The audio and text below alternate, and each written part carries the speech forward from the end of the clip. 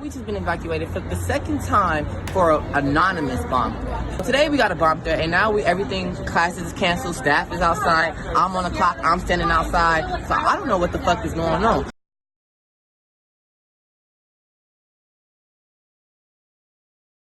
Bomb threat's been called into a college on Manhattan's Upper East Side. Was arrested for calling in a phony bomb threat to Marymount Manhattan College. The prank call came in just before 4 p.m., forcing officials to order an evacuation. Police confirm a man was arrested in connection with the incident. He was taken to the 19th Police Precinct, where he will be charged.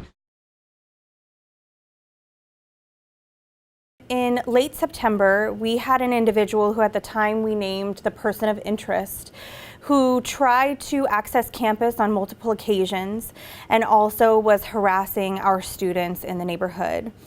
As his behavior escalated, particularly through the harassment, we got to a point where the cabinet made a decision to close campus on October 1st. We were not notified upon his release on October 15th. We discovered he had been released when he began harassing members of our community once more in the neighborhood.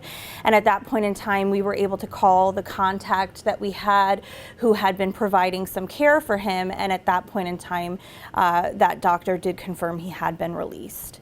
From October 15th through October 22nd, EJ's harassment of our campus community in the neighborhood escalated over time, became much more threatening, both verbally and in action. We got an email, and then at the top it said the phone calls were for a school shooting and bomb threats. We hadn't been told this information yet, so it was still brand new to me as a student, but also a writer. I have never written a news article before this one, but they gave me the information and they said that I kind of knew like what was going on since I had like the personal connection to it, and they said that it would be good practice for me to write. On October 23rd, a bomb threat was called into the college, which we were able to identify as being from EJ. I just picked up the phone and I said like, hello, Marymount Manhattan College, Office of Admissions, how may I help you?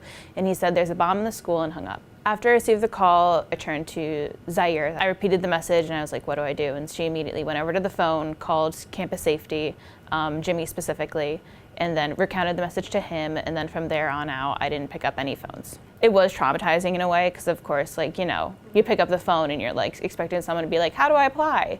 And then they tell you there's a bomb in the school and you're like, well, I can't help you with that. I had my peer leader class that morning, which is usually from 10 to 12:50 on Tuesdays, and my professor didn't show up. So I was still on campus just doing work in the library when Meg said, we should go, like this isn't gonna be good, school is closed, school's gonna be closed. During that time, the person of interest was officially identified as Isaiah Johnson. We've also called him EJ. We made the decision to evacuate campus right after the bomb threat was received. NYPD and the 19th Precinct responded immediately, and they were able to apprehend EJ. The NYPD responded to the report of a bomb threat at Marymount Manhattan College on the Upper East Side Wednesday, as students gathered on a nearby sidewalk evacuated during afternoon classes. My biggest issue with it was that they weren't clear the cause of the evacuation, and I know that we can surmise what it is. And we deserve to know the threats that are being made against our lives. I think that's just a simple fact. You deserve to know when someone is threatening to harm you. Personally, I think that Marymount did a good job at trying to keep us safe. However, the safety precautions were not very clear. They said they were changing things, but they didn't really tell us what was happening. When it first started happening, everyone was wondering what kind of threats we were getting, and it was not clear at all. So it would have been nice to kind of just know what kind of situation it was, I guess. I don't think that the school handled it correctly. A very big disconnect from the students living at Cooper and going to school on the Upper East Side. I feel like sometimes we're forgotten about, which can be scary when you don't know anything that's going on. When you're not getting enough information and a lot of theatrical, over-exaggerative people all in one small space, it can get very hectic. We did not get enough information right away, and so that was kind of a cause for panic, but At the same time, like, you don't have all of this information. There's a lot of things flying around from a lot of different people. I think that the way the information was distributed could have been better.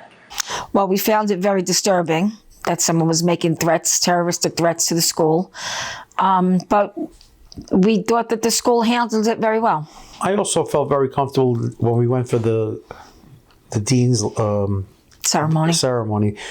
Seeing the security guard out front was reassuring. They handled it very well, but I guess this is too much of a common occurrence these days. Mm-hmm. I think the school did a very poor job in relaying what was happening, why we were evacuating, and like the content of the messages. And I found that it caused a lot of hysteria within the school because they just didn't know. And that's when the rumors started going, and people were like, "It's this, no, it's this, and it's this." I do remember seeing like Instagram stories and Snapchat stories from just various students at Marymount saying what they thought the threats were, and I messaged a few of them and was like asking like, "Hey, is this actually what the threat was? Like, how'd you get this information?"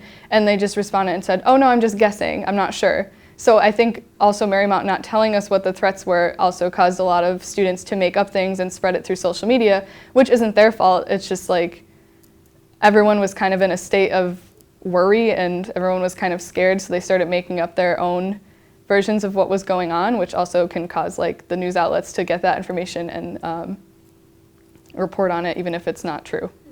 There was also an instance where the 19th precinct of the NYPD replied to me on Twitter and said, "There's no threat, you're safe," and that's just not true. There was a threat, and that was the reason that they came to the school in the first place. Just because nothing happened does not mean that there wasn't a threat. As incident commander, I've been a part of a lot of the programs that we've held with students. I believe their honesty and their willingness to share their own personal experiences has been really incredible, and also just really saddening to know how many individuals of this generation are just so familiar with active lethal threats and violence and harassment at school. I was very optimistic at first. I attended the first open forum, and I also had a private meeting with Carrie Walk where they relayed, what exactly the new security features would entail. And I was like, okay, this sounds good. This sounds good. I also made suggestions myself, which they clearly welcomed. And that has really helped pave the way for a shift in perspective for the administration in terms of how we manage our emergency preparedness posture moving forward and how we can best collaborate with our student body in order to push forward positions related to our emergency preparedness with them as partners as opposed to just sort of standby participants. And that's a really important initiative for me personally as a member of the response team and of the planning team for emergency preparedness at Marymount. The first email that we got, like I mentioned before, was super vague. And then I feel like once the news stories went up about it and like people started talking about it publicly through the media, that's when their emails started getting really specific and telling us exactly what was going on. So I kind of think that that was a wake-up call for the school as a whole to be like, oh, like we need to tell them what's happening because they're students here and they deserve to know that. So then after that, when we started getting like a bajillion emails a day, I personally liked that because I liked knowing what was going on and being in the loop, and I like looked for them every day as all this was happening. He was released on November 21st in anticipation of a change in New York state legislation related to bail. And basically what that means is the charges that EJ has laid against him after January 1st due to this legislation, those charges will no longer carry bail. So upon his release and his transfer to the cases program and his additional sightings in the neighborhood and again harassment of our students, we were in close contact with the ADA's office. They brought the case before the court again, and a warrant was issued for EJ's arrest.